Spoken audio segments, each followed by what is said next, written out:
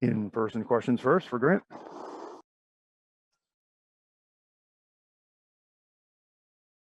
Grant, sorry for making fun of me. Budenholzer credited you for changing the game defensively in that second quarter. What was going on?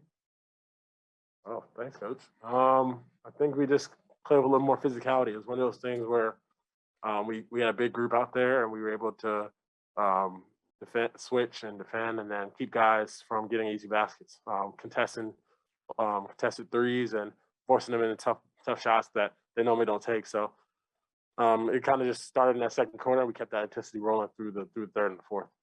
Yeah, you may mention that part of that long film session yesterday was showing guys going impeded down the lane to the basket. Is that something you took to heart? Absolutely.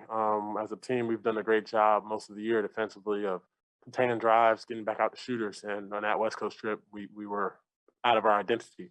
So tonight was all about getting back to that identity of being the best defensive team in the league, and then proceeding from that to let our offense flow with us. Was that part of the Bobby Portis dust up? What happened there? Bobby's a big time competitor, tough guy, and you have all that respect for him, but you're not gonna let anybody punk you, throw you down, and stuff like that. So just you're not gonna get suspended or anything like that by throwing a punch or anything like that. But that communication has to be said. Thank you. I think after tonight, you're about third or fourth in the league in three-point shooting. So your career arc has been trying to figure out how you can change your offensive game to thrive in the NBA. So I guess what does it mean for you to be shooting at that level now? It feels pretty cool. Just thankful that those shots are falling. It helps the team. It provides spacing that we need, and then we'll just continue to hopefully improve offensively through that. Everybody here is a capable shooter, and I feel like all those numbers will go up as time goes on. So being that guy that kind of leads the pack and then have everyone follow suit feels pretty good.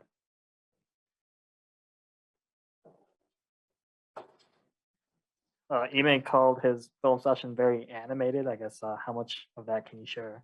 Yeah, it was animated. He challenged guys down the line, didn't leave anybody off the hook. So we all respect and love that. We took that to heart and came out and had a lot more fun. You can see it on our faces, as well as that same type of intensity that we carried over through walkthrough. Guys were prepared from the jump, having great conversation, great dialogue, and then allowed that film session to carry over to today. I remember your rookie season when we were allowed in the locker room. There was a game against the Bucks when you switched on Giannis. I asked you what that was like, and you kind of got wide-eyed, and you were like, "Oh man!" Like you were like surprised and anxious and all of that stuff. Now, what's your feeling when you see Giannis? You're switched. You've got that assignment now. Yeah, compete. He's one of the best players in the league. So he has that physical nature. Him, Bron, guys like that, they're gonna try and bully you and push through you. So being a guy like myself who's able to kind of withstand that and stand them up, you see that as it progressed throughout my years. So I'm just doing a better job of not only understanding like you can take a hit and not go through somebody and and that's where I get those fouls like I did in the past. Nowadays, I absorb it and then just say you have to score over me. So he's an incredible player, but just as much as he's incredible, I'm gonna compete with him. So your confidence level at this point compared to then? Oh yeah, way higher, both on the court, offensively, off the court, with everything else going on in my life. Confidence is high. One Zoom call question from Chris Ryan.